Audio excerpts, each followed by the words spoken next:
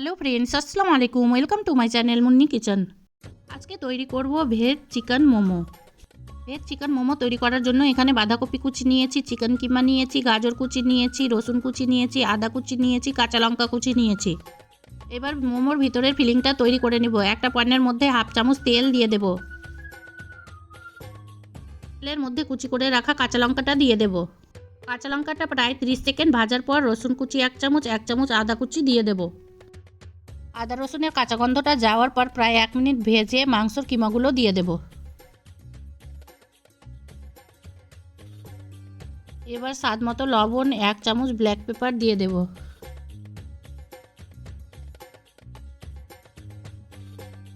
1 চামচ soya sauce দিয়ে দেব। Chicken কিমাটা 4 থেকে 5 মিনিট ভাজার পর কুচি করে রাখা গাজর বাঁধাকপি দিয়ে দেব। বাঁধাকপি গাজরটা দেওয়ার পর প্রায় 2 মিনিট ভাজার পরে নামিয়ে নেব। মোমোর ভিতরের ফিলিংটা রেডি হয়ে গেছে। একটা সুন্দর সেন্ট বেরিয়ে আসছে। তৈরি করে নিব। এখানে 2 কাপ ময়দা নিয়ে নেব।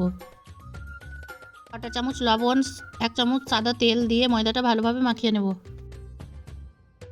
ময়দাটা ভালোভাবে মাখানো হয়ে গেছে। এবার হালকা উষ্ণ গরম জল দিয়ে আস্তে আস্তে করে একটা সফট ডো তৈরি করে নেব। ময়দাটা ভালোভাবে মাখানো হয়ে গেছে। ময়দাটা এবার 3 ভাগে ভাগ করে নেব। একটা ময়দার টুকরো নিয়ে ভালোভাবে হাত দিয়ে গোল করে নিয়ে একটা বড় রুটি তৈরি করে নেব। রুটিটা একটা ছোট বাটি নিয়ে টুকরো টুকরো করে কেটে নেব। দেখুন এইভাবে বড় রুটি করে বেলে রুটিটা কেটে নিলে মোমোর শিটটা তাড়াতাড়ি তৈরি হয়ে যায়। মোমোর শিটটা দেখেন কত পাতলা তৈরি হয়েছে।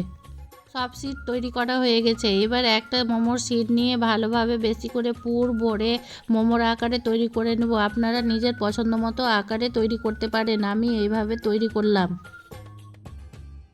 একইভাবে সব মোমো তৈরি করে নেব। এবার মোমোটা স্টিম করে নিব। আমার একটা ব্যাম্বু স্টিমার ছিল, আমি এই ব্যাম্বু স্টিমারে করে স্টিম করব। আপনারা নিজের পছন্দ মতো স্টিমারে আমি আগে থেকে জল গরম করতে দিয়েছিলাম। জলটা ফুটে গেছে। এবার ব্যাম্বু স্টিমারটা রেখে দেব। প্রায় 20 মিনিট জাল দেওয়ার পরে দেখুন মোমোগুলো কত সুন্দরভাবে স্টিম হয়ে গেছে। এবার একটা গার্লিক সস তৈরি করে নেব। প্যানের মধ্যে 1 চামচ তেল দিয়ে 1 চামচ রসুন কুচি দিয়ে দেব। আর হাফ চামচ চিলি ফ্লেক্স দিয়ে দেব। চিলি ফ্লেক্স দেওয়ার পর নেড়ে চেড়ে 1 চামচ সয়া সস দিয়ে দেব। সয়া সস দেওয়ার পরে 10 সেকেন্ড জাল দিয়ে একটা লেবুর রস দিয়ে দেব। লেবুর রস দেওয়ার পরে 1/4 চামচ সাদা তিল দিয়ে ভালোভাবে নেড়েচেড়ে নামিয়ে নেব। এই সসটা বানিয়ে একবার মোমো দিয়ে খেয়ে দেখুন কত সুন্দর লাগবে। টক ঝাল মিষ্টি এই সসটা খেতে দারুণ লাগে। মোমোটাও খেতে দারুণ হয়েছিল, পুরো ফিলিং ভরা।